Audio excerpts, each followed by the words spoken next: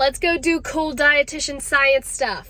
I'm about to leave to test my resting metabolic rate. I found a dietitian in Las Vegas. It's Nutrition by Joey. She's here in Las Vegas. She's really, really cool. She has a machine that can test your resting metabolic rate, and your resting metabolic rate is just the amount of calories your body needs just to perform life-sustaining functions like heart beating, lungs in and out, anything and everything that you need just to exist. Dietitians have calculations, but of course, so many different variables affect your actual metabolism rate. This machine calculates the oxygen that your body uses and does really cool fancy stuff that I can't get into. This is solely for educational purposes. This is a fasting test. I have not eaten since last night. I have not exercised, not had any coffee. All of these things can affect your metabolism within like a short period of time. So she likes for people not to exercise within 4 hours of the test, not to eat within like 8 hours of the test, and no coffee or stimulants within 8 hours of the test. So I am hungry and I am thirsty, but I am excited to do this. All right, I just pulled in. I don't know why I'm nervous. Alrighty, we are here. This is gonna be so cool. Just kind of show what that is. Oh, that's so cool. Right away. We're in Nutrition by Joey's office right now, and she's got all this cool stuff. She has her own private practice here in Las Vegas, so Nutrition by Joey. Find her online, that's how I found her. And so we are about to start the test, and we are going to be using this Meta breather, and right there is the machine. It's connected right to the printer, and it'll print the results right immediately. Are we excited? I'm excited. Very.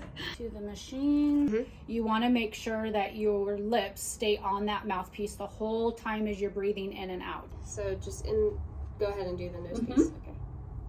Yeah. It will not be pleasant. And then just try to breathe as normal as you can. There we go. All right. Not pleasant. Oh my goodness. How does your metabolism compare to another woman, same age, same height and weight? Machine ever so often, and they pull the data from it. The weight loss zone is based on someone being active during the day. Just finished that. I'm not gonna say it was the most pleasant, but I've had more unpleasant experiences in doctors and dietitians' offices, and it printed off these results, and I'll go over those with you.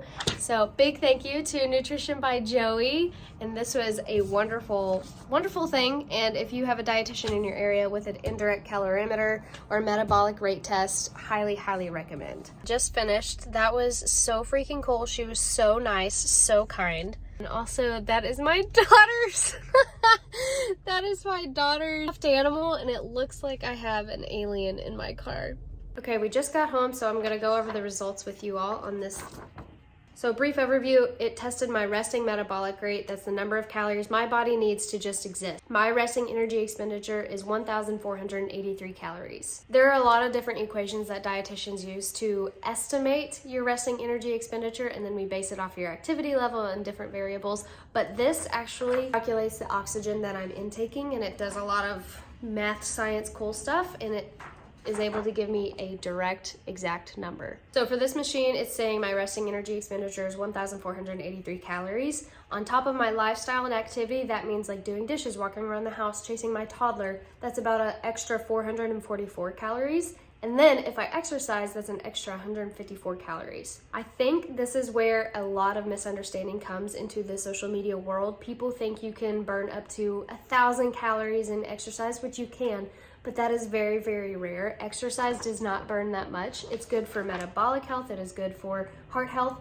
but it is not burning as much calories as a lot of people think. So this is kind of new into the private practice world. I used it in the hospital setting when I worked at the hospital in New Mexico, and we would use it for ICU patients when they were on the vent. That way we could be sure we're giving the right amount of calories during that person's stay while they're on the vent, just to make sure they're not losing weight. That's not what you want to do during that time. But this is really cool that it's in the private practice setting, because they can use it for clients who want to gain, lose, maintain their weight. And it's not just an estimation of the equations that we use. This is an actual exact number. Here you can see it has the measured RE, predicted RE, and estimated TEE. So estimated is total energy expenditure. So that means activity, exercise, everything that else comes along with the resting energy expenditure. Right here it says, how does your metabolism compare? According to the typical person of similar sex, age, height, and weight, my metabolic rate is apparently 9% faster over the predictive normal. So what happens is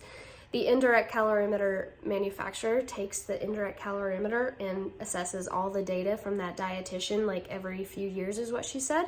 And so that is what this is based off of. So let's hypothetically say that I wanted to raise my resting energy expenditure. The only way to raise your metabolic rate is to create lean muscle. Lean muscle is active and it burns more calories just existing. So to do that, I would do weightlifting. I would try to create muscle. Cardio is great for heart health, but it is not great in terms of wanting to raise your resting metabolic rate. I, of course, am not trying to lose. I'm not trying to gain. I'm basically just trying to stay within my maintenance phase, which I can do pretty good intuitively because I've been doing it for a few years now. But if someone was wanting to do any of those things, this would be a really great tool to have. I'm not a huge advocate for counting calories because it can create disordered relationship with food. You see it as numbers. But if someone does not have that history, this could be a really cool tool to have in their back pocket just to have that knowledge and be able to assess what they're eating day to day. Highly recommend if you wanted to do an indirect calorimeter and test your resting energy expenditure, highly recommend that you're working with a dietitian who can assess for different things of exercise, lifestyle, and activity, as well as been trained in this. I also think knowledge is power, and it's really cool to know that my resting energy expenditure is 1,483 calories. I just think that's really cool. Here's a total view of that results paper. If you guys have any other more tests that you guys want me to try, comment, subscribe, like this video, and let me know in the comments.